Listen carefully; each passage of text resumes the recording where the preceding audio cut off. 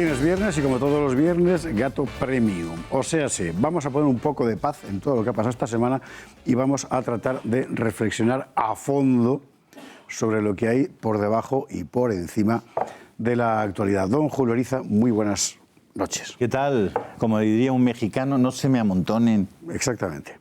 Aquí hoy es complicado, porque estamos solo dos, así que eso que tantas veces mandan ustedes WhatsApp, que no se tapen de uno en uno, que ya quisiera yo poder, hoy no va a pasar, creo. Nosotros, la verdad es que usted y yo tenemos una capacidad de organización, entre comillas, pues sí, razonable. Porque es más fácil organizarse 2 que 8. Tenía un amigo, a propósito de amigos mexicanos, que decía, pues mire, pues como que caben 2 posibilidades, ¿no? Pero como que si una es muy gorda, pues ya no cabe la otra. Eso es de Cantinflas total, ¿eh? hay que decir. Bueno, la frase de la semana es la que pronunciaba aquí la socialista Martu Garrote uno de estos días en El Gato, cuando evaluando las declaraciones de los políticos y su nivel, sentenciaba, ¿pero por qué, señor? Bueno, pues esto es un poco la cuestión. Vamos a ver. Aquí, evidentemente, cada uno hace su apuesta por unos, por otros, uno le gusta más, otro le gusta menos. Bien, está bien. Ahora bien, ahora hay que hacerse la pregunta. Exactamente qué representa cada cual. Es decir, cuando toma la palabra Pedro Sánchez, Albert Rivera, Pablo Casado en las Cortes, que todos aplaudimos a unos o a otros, en fin, ¿realmente están defendiendo qué? O más precisamente, ¿se entiende lo que están defendiendo? ¿Sabe uno exactamente de qué están hablando? ¿Qué visión de la historia de España tienen? ¿Qué proyecto de Estado? ¿Qué futuro para España quieren? ¿Cómo quieren organizar la sociedad? En fin, ¿se entiende? Y la respuesta es evidentemente que no. A lo cual uno puede contestar con 2 opciones, como las de la gorda y la flaca, estas que decía antes Ariza. Una es que no se saben explicar, 2 es que carecen por completo de ella. Y bueno, la impresión que va dando es que efectivamente carecen por completo de ella. Yo creo que en muchos países europeos hay una tradición y unas escuelas de formación para lo que son servidores públicos, que al fin y al cabo eso deben ser los políticos, servidores públicos, administradores de lo de todos, generadores de las condiciones de progreso, de paz y de libertad. Y en España, pues yo creo que no hemos todavía comprendido que va a ser necesarias unas escuelas de formación, es decir, lugares donde la gente que va a dedicarse a la política pues, puedan entender qué es eso de la política, puedan entender qué es eso del servicio público, que puedan entender qué es el bien común. Es decir, hay una serie de conocimientos básicos de lo que es el ser humano, de lo que es la sociología, la antropología, la psicología social. Yo no digo que uno tenga que ser un experto, pero que tiene que tener unos rudimentos. Un fondo, sí. Un fondo, claro. Y luego hay otra cuestión de contorno que yo creo que está siendo muy perjudicial para nosotros y para una parte muy importante de lo que son los gestores públicos, y es que se elige sistemáticamente a los más jóvenes sobre los más mayores. Sí. Y eso me parece que, dicho así y tomado así, no es bueno. Mira el presidente de Portugal. Tiene el mayor índice de aceptación popular de la historia. Rebelo de Sousa se llama. Y es un señor que ha construido su carrera política sobre 2 cosas. Y está muy bien. Uno, es un sabio. Es un sabio porque está mayor, le ha pasado de todo. 2, los afectos. Es increíble. Rebelo de Sousa es un tipo que hay un incendio y se va a consolar a la gente que está llorando y llora con ellos. Bueno, es decir, la idea de que tienes un legislador sabio, que es algo completamente insólito en la Europa actual, no hace mucho tiempo sí lo sabía, ¿eh? En la Europa actual es algo... En España es evidente que no, porque lo que buscas es el maniquí más perfecto. Además se van pareciendo un poco demasiado. Y esto es terrible cuando vas a comprarte un traje, porque todos te los hacen así. Bueno, el tipo entallado y eso. No, fuera de bromas. Es decir, se busca un maniquí. Sí. Macron, por cierto, también es un maniquí. Esto que decía antes Julio Ariza de que algún centro de formación que te permita una mínima garantía sobre el nivel de tus políticos, sí. Siempre se pone de ejemplo la Escuela Nacional de Administración francesa, la célebre ENA, ¿no? La ENA. Pero claro, incluso allí te dicen... Los enarcas, claro. Incluso allí te dicen que, bueno, que eso era antes. Que con esto pasa un poco como con lo que pasaba con los socialistas, que todo el mundo piensa que los socialdemócratas de otro país son mejores que los del propio. Es decir, que no. porque el hecho es que la crisis profundísima que vive Francia actualmente es fruto precisamente de los alumnos de la ENA de los últimos años. Es decir, que el problema es genérico, pero eso no debe ser un consuelo. Objetivamente falta fondo. Yo creo que el conocimiento, la formación profesional se ha especializado tanto y se ha tecnificado tanto que la mayor parte de la gente que llega a puestos de responsabilidad pública carece de una visión general de las cosas. Que hace solo 30 años, por un buen bachillerato, en general la tenían, aunque estuvieran equivocados, pero la tenían. Bueno, en realidad estoy de acuerdo. Las sociedades ejercen en este asunto de la política un cierto elitismo. Es decir, que pues durante muchos años, durante siglos, el ejercicio de la política estaba en manos de élites cultural e intelectualmente bien formadas y bien preparadas. Ahora están en manos de élites que deben responder a unos determinados cánones que nada tienen que ver ni con la preparación ni con la formación. Son élites estéticas. Sí. Élites, vamos a ver, mientras se nos vende la maldad de las fobias, las transfobias, las homofobias, las... hidrofobias. Rabia. Todo el mundo parece que hay que desterrar las fobias. Ajá. Resulta que en la práctica, para ser parte de la élite política, funcionan fantásticamente bien las fobias. Las fobias a los gordos, las fobias a los que llevan gafas, las fobias a los que tienen más de 45 o 50 años. Es decir, en la práctica, ¿qué somos? Viejófobos, gafófobos, Hoy Churchill no habría tenido ni una sola oportunidad en política. Churchill, imagínese, viejo, gordo, calvo, fumador, en fin. Por eso te digo, es decir, claro, que es todo... Forma parte todo de una enorme contradicción interna. Es decir, el sistema está repleto de contradicciones internas. Pero eso no es lo malo.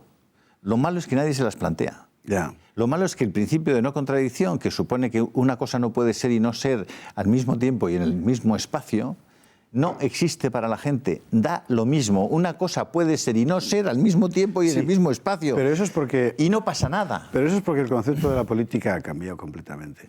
Entonces, el propio sistema ha generado una atmósfera en la que lo político ya no es la dirección de la polis, de la cosa pública, etcétera, sino que es la marca de gestión a la que tú pones arriba para que en general todo siga igual. Claro, a efectos de marca de gestión ya no te preguntas cuál es el mejor zapato, sino cuál es el mejor escaparate.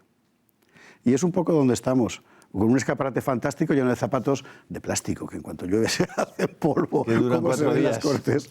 Claro, es que te fijas en los liderazgos actuales, fíjate Pedro Sánchez o Albert Rivera, el propio Pablo Casado, sin desmerecer en absoluto que unos, evidentemente, desde el punto de vista de formación nada tienen que ver con otros, es verdad que sugieren un modelo de liderazgo que no está emparentado con ni la sabiduría, ni el conocimiento, ni la prudencia. No, exactamente, con las virtudes clásicas. Y fíjate que clásicas de 2000 años hasta más, a esta parte, o sea, que no es una cosa de fin. Fíjate que para ser parte del Sanedrín, los judíos exigen que tengas 70 años cumplidos. Ya. Si no, no puedes formar parte del órgano, digamos, de dirección, Cuando le cuentas a la consejo. Gente que Senado viene de senior porque eran los viejos, pero ¿cómo los viejos? Pues claro que los viejos. Hoy no, hoy estamos en la política. Cualquier día veremos en las campañas electorales camisetas que pongan "me cachis qué guapo soy", que es un poco el eslogan, ¿verdad? A que tengo buena pinta, ¿no? ¿Sí? A que estoy bien. Claro, bueno, pues el libro de Sánchez es un perfecto ejemplo. Claro, fíjate que bueno, si hoy tuviéramos que presentar la imagen de esos políticos, como tú decías, ¿no? de Churchill o de los políticos de 1945... Pues realmente, fíjate quién era el presidente de los Estados Unidos, ¿no? Un tipo bastante feo en silla de ruedas. Así es, efectivamente. Bueno, en Alemania, Adenauer, que era un octogenario. En Francia, De Gaulle, cuando llega a la presidencia de la Quinta República, es un señor ya muy mayor. Muy mayor. Y además, avejentado, enorme, muy impresionante, pero muy mayor. Hoy sería... No, ninguno de ellos dirían, bueno, vamos a presentar de candidato a un tal de Gaulle, a un tal Churchill. A ver la foto, y dice, olvídese. Claro, exactamente. Olvídate. No pasa el casting, no pasa el casting. Tiene que estar, o sea, vamos, y como tengas un pelín de barriga o de tal, olvídate. Sí. Olvídate. Con lo cual, claro, eso es muy sintomático. Es que eso no es irrelevante. Es muy sintomático de una sociedad en la que realmente lo que tenga dentro el tipo que manda no importa. Claro. Porque lo que va a hacer es lo que todo el mundo. Claro. Y es justamente el problema, claro. ¿Qué significa que va a hacer lo que todo el mundo? Significa que el sistema se sostiene sobre sí mismo. Lo cual, por cierto, me lleva a un asunto que planteaba antes. Esto es una trampa que estoy haciendo, pero usted me la va a disculpar. A lo mejor él no. Una cosa que estaba comentando antes Julio Ariza, aquí en el set de maquillaje con Cristina, nuestra maravillosa reparadora, que decía que eso de que la democracia, de que la ley está por encima de la democracia, habría que planteárselo. Claro, ¿por qué? Que esta gente lo diga tiene sentido. Es decir, es el statu quo lo que hay que mantener. Por tanto, poco importa lo que piense el tipo que está al frente mientras mantenga el statu quo. ¿El statu quo qué es? Entre otras cosas, el ordenamiento legal. También el poder económico, mediático, etcétera, pero el ordenamiento legal. No, bien, de acuerdo, la ley no se puede romper, es cierto. Ahora bien, alguien tendrá que hacerse la pregunta de, ¿realmente la ley tiene que estar siempre por encima de todo? Porque claro, la pregunta que sería cualquiera, menos uno de estos maniquíes, es, ¿y si la ley es injusta, qué hacemos? Vamos a ver, eso es...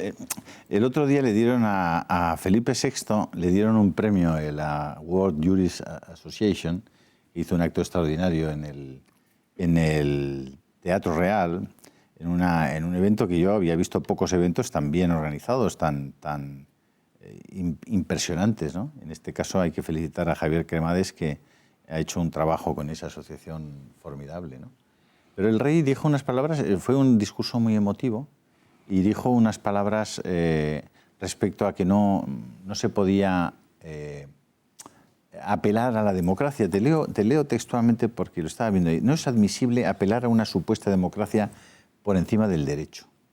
Pero fíjate que en la medida en que nos atenemos exclusivamente y estrictamente al derecho positivo, estamos corriendo un gravísimo riesgo.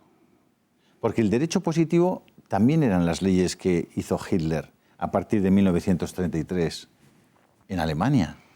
Las leyes que aprobaban allí, el Bundesrat y el Bundestag, eran leyes... Era Reichstag entonces. Eran hay que leyes, era el tercer el Reichstag. Sí. Eran leyes positivas. Claro, como toda la legislación soviética era una legislación todas nuestras positiva. legislaciones son Claro. legislaciones positivas. ¿Qué pasa con la ley positiva? Que la ley positiva tiene que interpretar bien qué es una ley. La primera pregunta cuando hablas de ley es ¿qué es una ley? Y si no entiendes bien qué es una ley, te puedes encontrar con que lo que estás haciendo no son leyes. De hecho, Tomás de Aquino, cuando explica la ley, dice, la ley injusta no es ley, es corrupción de ley. Corruptio legis. Corruptio legis.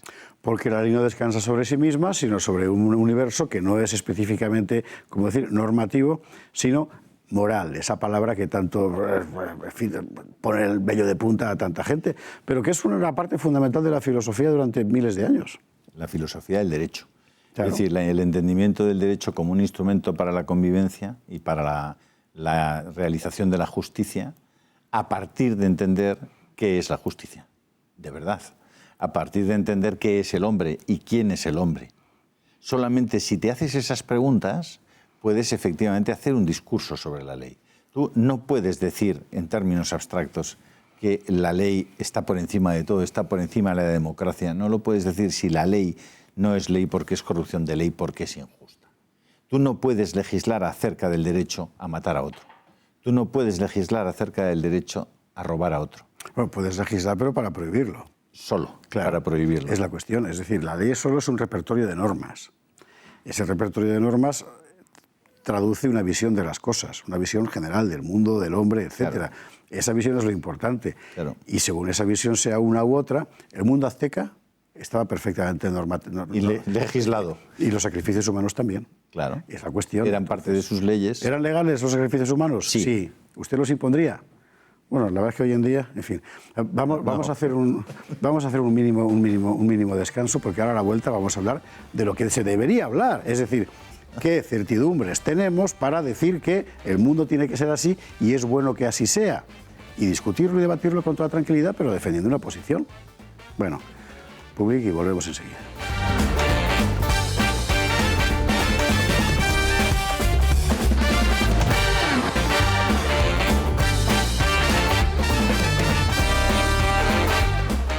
¿La ley está por encima de la democracia? Bueno, sí, pero vamos a ver qué ley. ¿Qué es lo que hace que una ley sea justa o sea injusta? Porque esa es la clave de la cuestión.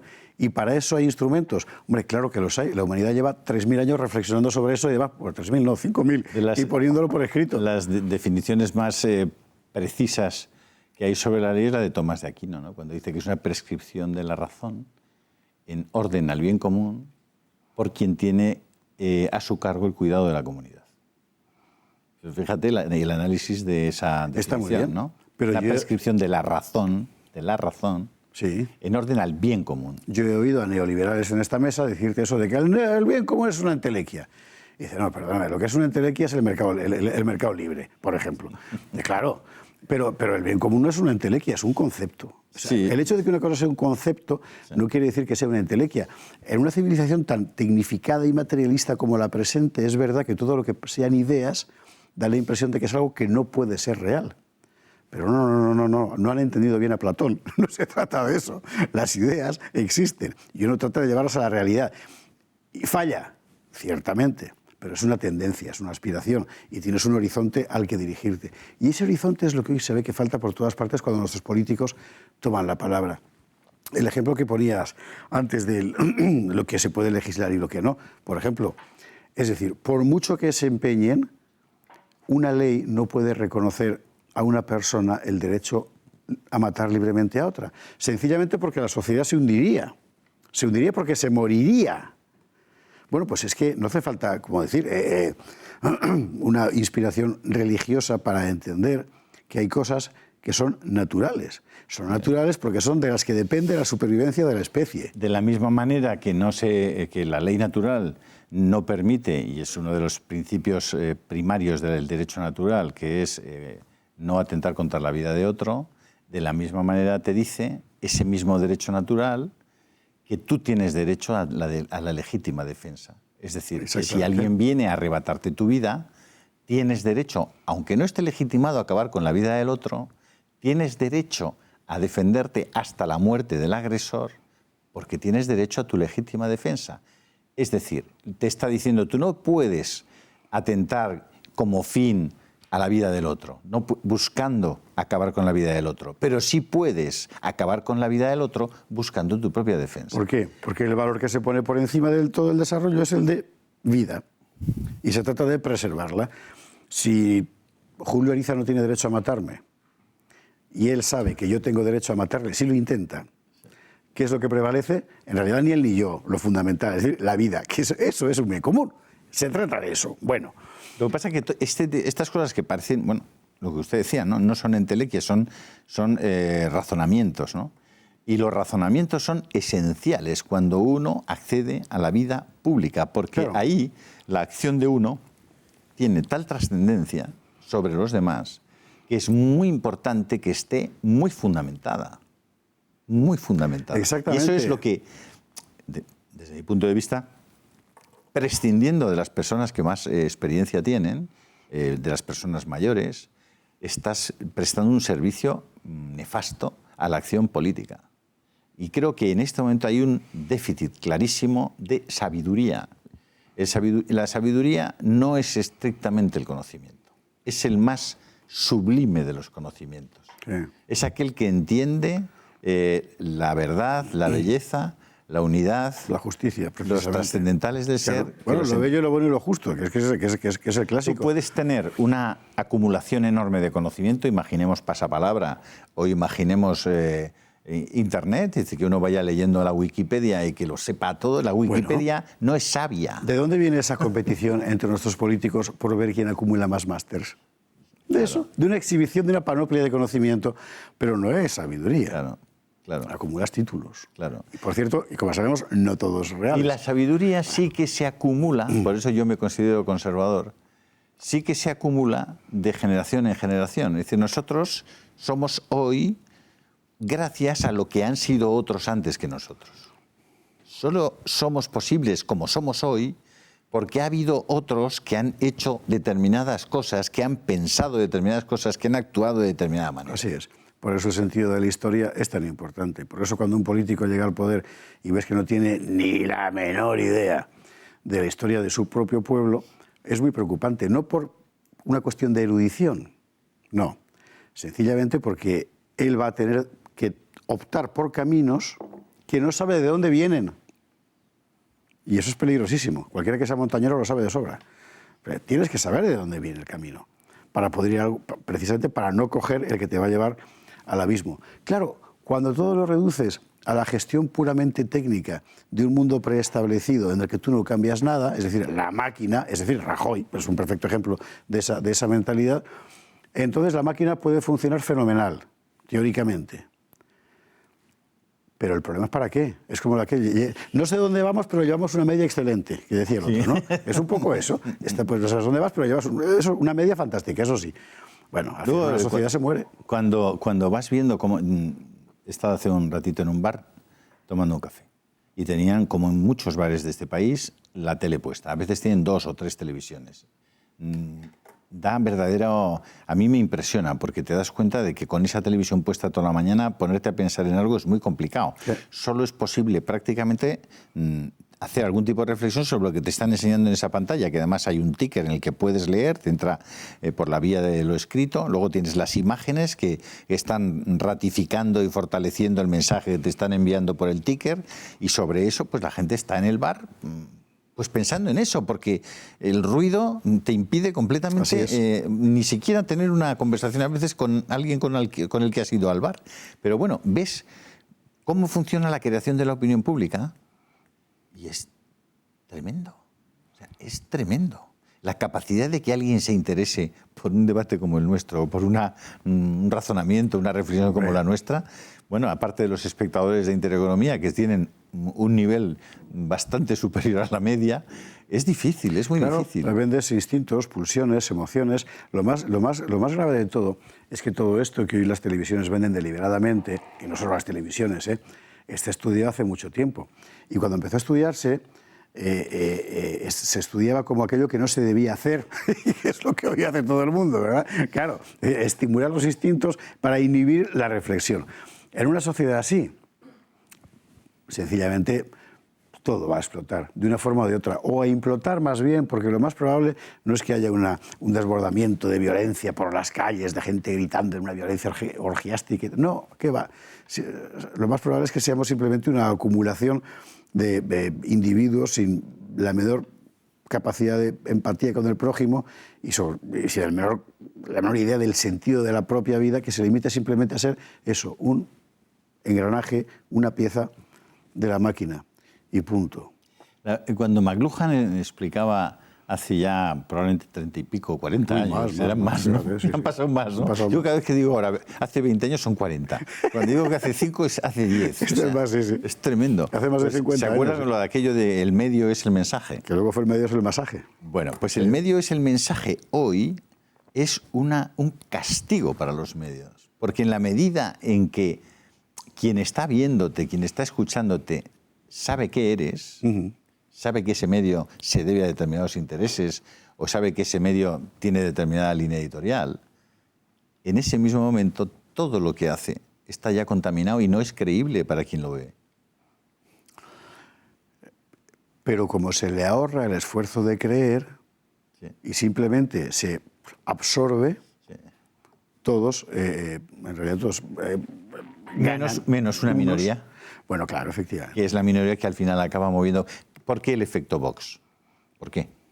Si todo está tan absolutamente contaminado, si las audiencias masivamente están viendo los mismos medios con los mismos mensajes, ¿cómo es posible que se abra paso a políticamente a unos señores que dicen las cosas que dicen? ¿Cómo es posible?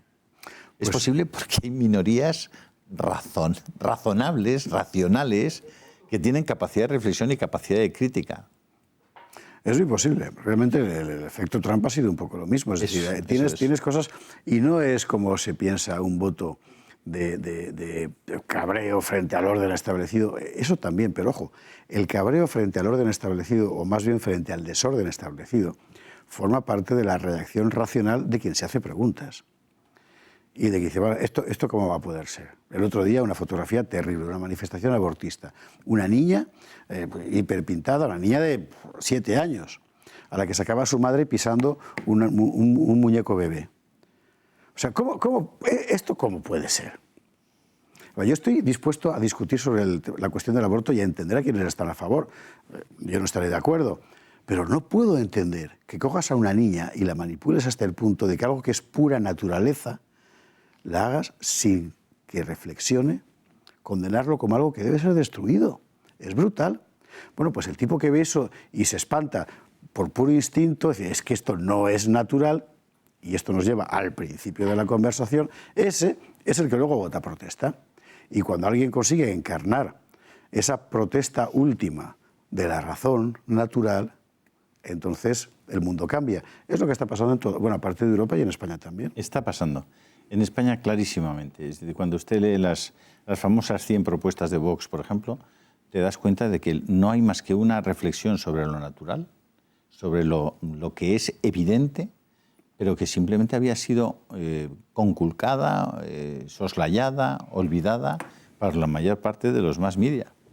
Las 100 propuestas de Vox son pura evidencia. La mayor parte de ellas sí, efectivamente. O sea, de temas o biológicos, o sociológicos, o antropológicos, o simplemente de convivencia en paz y de libertad. No hay mucho más. O sea, no hay ahí una elaboración compleja, no.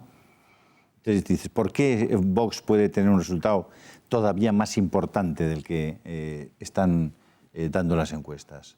Por esa razón. Y todo esto sin haber cenado. Ahora cuando nos vayamos a cenar, aunque sea frugal, ya verá usted como todavía, usted no lo verá porque aquí el programa se acaba, porque ya está Alejandro Franche diciéndome 10, 9, 8, 7. Muy buenas noches. A todos ustedes, feliz fin de semana, don José Javier. Chao. Adiós.